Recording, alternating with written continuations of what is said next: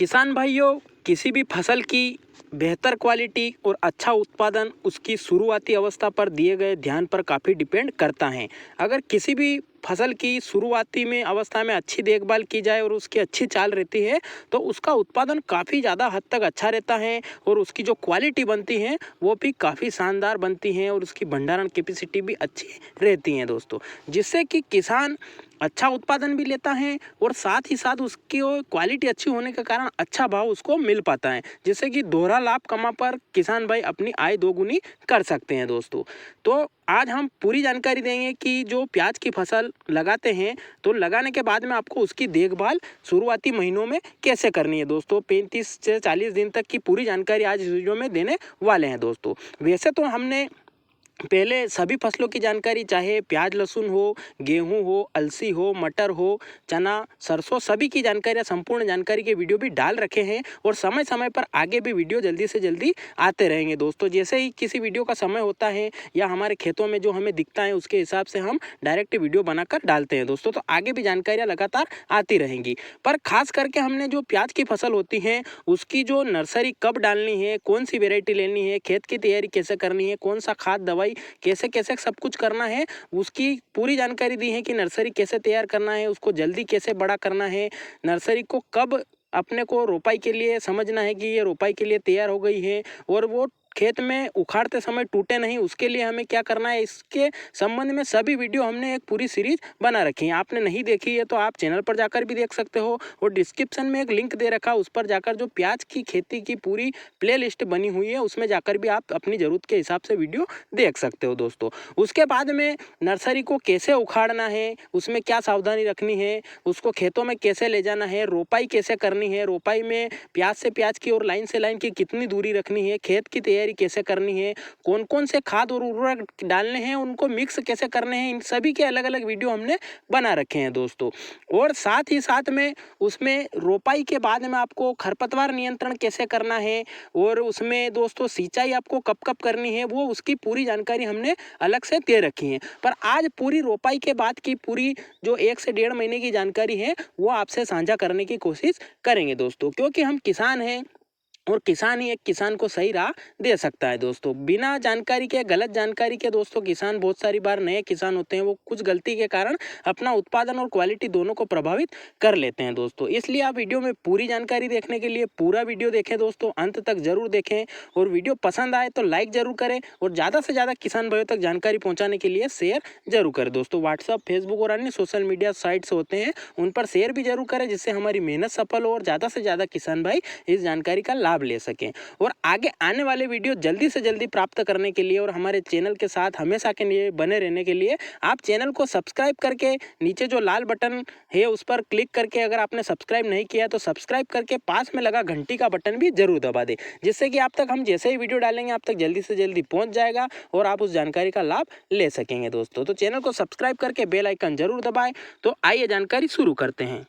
तो किसान साथियों, कुछ किसान साथियों के कमेंट भी आए हैं और कुछ किसानों के फ़ोन कॉल से भी आए हैं, जिसमें कि वो लगातार पूछ रहे हैं कि जो हम प्याज रोपाई के बाद सिंचाई का वीडियो आपने डाला है कि सिंचाई आपको कैसे करनी है, उसकी हमने जानकारी पहले भी दे दी है दोस्तों। जैसे कि प्याज रोपाई के बाद में अगर आपको सिंचाई कब करनी है, तुरंत करनी है या बाद में करनी है, वो वीडियो आप जो वीडियो दिख रहा है उस वीडियो में जाकर देख सकते हो दोस्तों। उसके बाद भी फ़ोन आ रहे हैं कि एक वीडियो यूट्यूब पर किसी यूट्यूबर ने डाला होगा कि 25 दिन तक जो दूसरी सिंचाई है वो 25 से 30 दिन गैप देकर करना है, तो वो सही है या गलत है दोस्तों। तो दोस्तों आपकी ज़मीन के ऊपर निर्भर करता है, फिर भी 25 से 30 दिन तो काफ़ी ज़्यादा हो जाता है। आपकी ज़मीन कितनी भी भारी हो, कितनी भी काली मिट्टी हो और कितनी भी जल शोधन क्षमता उसमें हो, पर फिर भी आप जो पहली रोपाई के बाद सिंचाई करते हो उसके बाद जो दूसरी सिंचाई होती है उसमें इतना लंबा गैप नहीं दे सकते हैं दोस्तों। जो अपनी जो रोपाई करते हैं वो आपकी अगर नर्सरी 2 दिन की उखाड़ रखी है आपने, तो आपको हाथों हाथ रोप कर ही सिंचाई कर देनी है।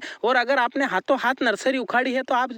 1 या 2 दिन बाद सिंचाई करते हो तो भी चलता है दोस्तों। और कुछ किसान भाई बोलते हैं कि 4-5 दिन हो गए हैं हमारी नर्सरी को, रोपाई करी हुई, हमने सिंचाई नहीं की थी, तो उनका भी 3 से 4 दिन तक तो कुछ नहीं बिगड़ता है दोस्तों, पर उसके बाद फिर नर्सरी मरने लगती है। और वो जो 3 से 4 दिन बाद हम पिला रहे हैं तो उसकी थोड़ी चाल शुरुआत में कम रहेगी, पर बाद में जाकर नॉर्मल हो जाती है दोस्तों। तो ये कुछ शंकाएं थी किसान भाइयों की, वो दूर हुई हैं। उसके बाद बात आती है दूसरी सिंचाई की। तो दूसरी सिंचाई के बीच में अगर आपकी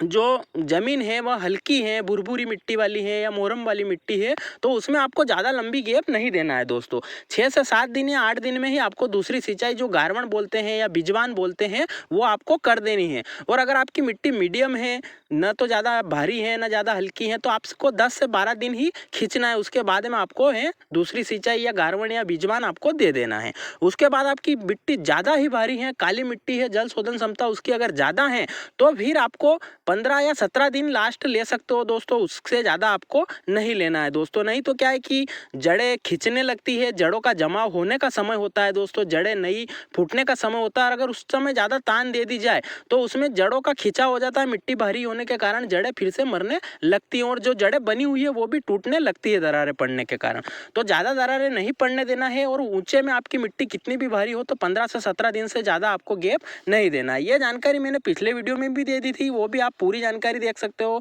शुरुआत से लेकर अंत तक की पूरी जानकारी उसमें दे दी थी। पर कुछ किसान भाइयों के डाउट थे, वो दूर करने के लिए हमने इस वीडियो में फिर से उसका जिक्र किया है दोस्तों। तो ये सिंचाई व्यवस्था का आपको ऐसे ध्यान रखना है। उसके बाद में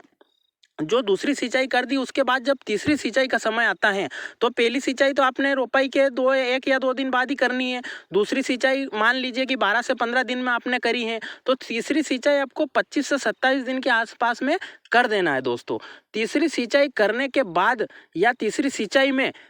सिंचाई में एक आपको ध्यान रखना है कि आपने अगर शुरुआत में जो खाद या उर्वरक दिया था, उसमें जो कीटनाशक, एक जो सूत्रकृमि जमीन के अंदर पनपते हैं, जड़ों के जैसे ही होते हैं, बारीक बारीक धागे जैसे, तो वो सूत्रकृमि फसलों की जड़ों को नुकसान पहुंचाते हैं। तो उसके लिए आपने अगर कोई टेक्निकल नहीं दिया है, जैसे हमने बताया था कि पिप्रोनिल ले सकते हो या निमिट से ले सकते हो, या कोई सा भी कीटनाशक आप जो शुरुआती अवस्था होती है, जो शुरुआती खेत तैयार करते समय खाद डालते हैं, उसमें डाल देना है। अगर आपने वो नहीं डाली है तो आप तीसरी सिंचाई में दोस्तों 500 ml प्रति जो एकड़ के हिसाब से जो क्लोरपाइरीफास 50% आती है, वो आपको ड्रेंचिंग करनी है तीसरी सिंचाई में। तीसरी सिंचाई में वो ड्रेंचिंग करनी है। और आपने अगर नर्सरी उपचारित नहीं की थी, जो फंगीसाइड से हमने कार्बनडाजिम प्लस मैंकोजेब से उपचारित करने का तरीका बताया था, पर बहुत सारे किसान भाई समय के अभाव में या कुछ परिस्थितियों के हिसाब से नहीं कर पाए थे, तो वो अभी एक सिस्टोमेटिक फंगीसाइड, चाहे कि वह कीटाजिन ले ले या उससे मिलता जुलता सिस्टोमेटिक फंगीसाइड कोई सा भी लेकर आपको पानी के साथ क्लोरपाइरीफास और जो सिस्टोमेटिक फंगीसाइड या कीटाजिन आप ले रहे हो उसकी ड्रेंचिंग जरूर करनी है दोस्तों, जिससे कि उसमें फंगस जनित रोग होंगे वो भी समाप्त होंगे, उसके प्लस में जो सूत्रकृमि या कीट जड़ों को नुकसान पहुंचा रहे हैं वो भी समाप्त होंगे दोस्तों, जिससे कि जड़ों का जमाव अच्छा होगा। फसल की जड़ें ही उस समय तक मजबूत रहती है तो बाद में जाकर अच्छा कंद बनने की संभावना रहती है दोस्तों। तो आपको ये ड्रेंचिंग दोनों चीज़ों की करनी है। अगर आपने शुरुआत में जो उपाय हमने बताए थे वो खाद के रूप में या दानेदार जो बताए थे उसमें नहीं किए हैं, तो आप अभी वो कर सकते हो दोस्तों। और तीसरी सिंचाई करने के तुरंत बाद आपको जैसे ही खेत में पैर चलने जैसा हो जाए 2 से 3 दिन बाद, तो अच्छी नमी उपलब्ध हो आपके खेत में, तब आपको 500 ग्राम प्रति एकड़ के हिसाब से जो 19-19-19 एनपीके होता है, जिसमें नाइट्रोजन 19%, फास्फोरस की मात्रा 19% और पोटेशियम की 19% मात्रा होती है दोस्तों। और भी साथ में कुछ माइक्रोन्यूट्रिएंट्स उसमें मिले रहते हैं, पर ये 3 मुख्य पोषक तत्व उसमें होते हैं दोस्तों। तो उसका आपको 150 से 200 लीटर प्रति एकड़ के हिसाब से पानी लेकर 500 ग्राम एनपीके 19-19-19 का स्प्रे जरूर करना है। तब तक आपकी फसल 30 दिन के आसपास की हो चुकी होगी दोस्तों। तो उससे क्या होगा दोस्तों, आपने जो जड़ों में कीटों का उपाय भी कर लिया है, फंगस का उपाय भी कर लिया है, जड़ें अच्छी चलेगी, ऊपर से आपने मतलब 19-19 का स्प्रे अगर कर दिया तो उसमें हरापन अच्छा रहेगा और उसकी रोग प्रतिरोधक क्षमता बढ़ जाएगी दोस्तों। और मौसम में जो लगातार बदल या उतार चढ़ाव हो रहे हैं, टेम्परेचर कम ज़्यादा हो रहा है, तो उसके प्रति सहनशीलता उस प्याज की बढ़ जाएगी और उसमें रोग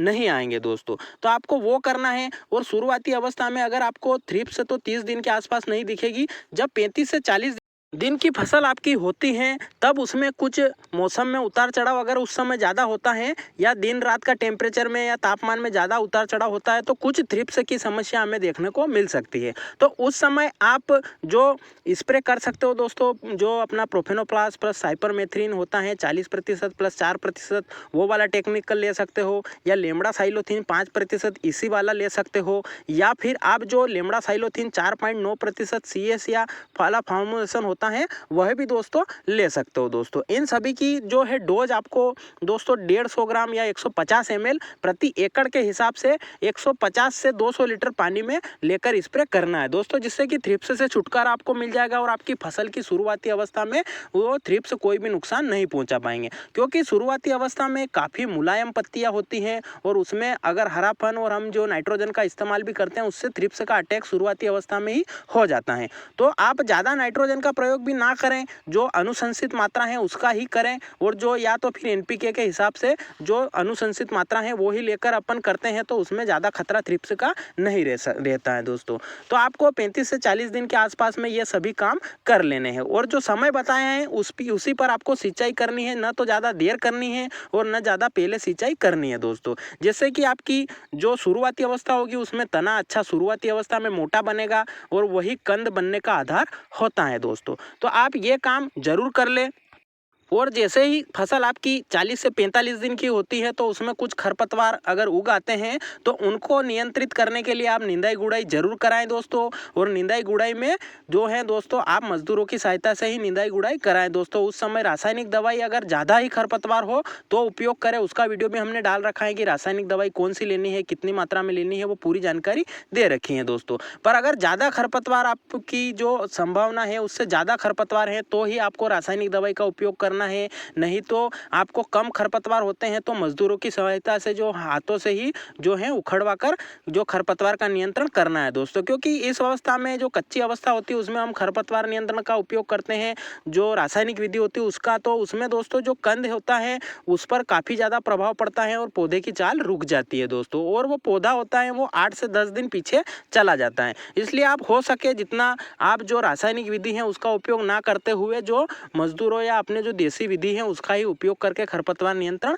कराएं दोस्तों। और खरपतवार नियंत्रण करवाने के बाद में जो शुरुआती अवस्था में हमने जो भी खाद बताए थे वो वीडियो आपने नहीं देखा है तो देखकर उसमें आप समझ सकते हो, और वो उसमें से कोई अगर आपका खाद छूट गया है तो आप वो खाद अभी दे सकते हो दोस्तों। और अगर आपने माइक्रोन्यूट्रिएंट्स की कमी आपके खेतों में है, आपने अगर मिट्टी परीक्षण कराई है और आपके इसमें है या नहीं कराई है तो भी आप निंदाई करवा कर जो है माइक्रोन्यूट्रिएंट्स का उपयोग दोस्तों फसल की जो होती है उसमें सिंचाई के पहले कर सिंचाई कर देना है दोस्तों, जिससे कि जो भी पोषक तत्वों की कमी आपकी फसल को होगी वो डिफिशियंसी पूरी हो जाएगी और उसकी चाल कोई भी प्रभावित नहीं होगी, और उसकी जो 45 दिन बाद कंद बनने की शुरुआत होगी या तना मोटा होने की शुरुआत होगी उसमें उसे कोई भी तनाव नहीं होगा और वो रोग प्रतिरोधक क्षमता उसकी बढ़ी हुई रहेगी दोस्तों। तो ये थी जानकारी रोपाई से लेकर जो फसल 45 दिन की होती है वहाँ तक की। आगे जो वीडियो आएगा दोस्तों उसमें 45 दिन से आगे की जो पूरी जानकारी हम देने वाले हैं, जो और आपने जो रोपाई से संबंधित और उससे पहले नर्सरी वाले वीडियो नहीं देखे हैं तो वो भी ज़रूर देखें, और रोपाई के बाद आपको क्या क्या कार्यक्रम करना है, कितनी मात्रा में कैसे और कब करना है, उसकी पूरी जानकारी हमने संपूर्ण तरीके से देने का प्रयास किया है दोस्तों। अगर इसमें कोई जानकारी छूटी हो या आपके कोई सवाल या सुझाव प्याज की फसल के बारे में या लहसुन की फसल के बारे में या अन्य फसल के बारे में हो तो आप कमेंट के माध्यम से जरूर पूछें दोस्तों, हम आपके सवालों के जवाब भी देंगे और आपके कोई सुझाव होंगे तो वह भी ज़्यादा से ज़्यादा किसान भाइयों तक पहुंचाने का प्रयास करेंगे दोस्तों। इसलिए आप कमेंट जरूर करें, वीडियो कैसा लगा वह भी कमेंट जरूर करें, आपने कितनी प्याज लगाई है, आप कहाँ से हो, कौन से जिले से हो, आपका नाम क्या है वह भी कमेंट कर सकते हो दोस्तों। और वीडियो को अंत तक देखने के लिए आपका बहुत बहुत आभार है दोस्तों, हम आपके बहुत आभारी हैं। और अगर आपने लास्ट तक वीडियो देखा है तो आप कमेंट में जय हिंद जरूर लिखें, जिससे हम समझ जाएंगे कि आपने वीडियो लास्ट तक देखा है दोस्तों। तो खेती से संबंधित सभी वीडियो देखने के लिए नीचे डिस्क्रिप्शन में लिंक है, प्ले लिस्ट है, उस पर क्लिक करके सभी जो है वीडियो आप प्याज की खेती से संबंधित देख सकते हो दोस्तों। वीडियो को अंत तक देखने के लिए धन्यवाद। जय हिंद, जय भारत। फिर मिलते हैं नई जानकारी के साथ नए वीडियो में।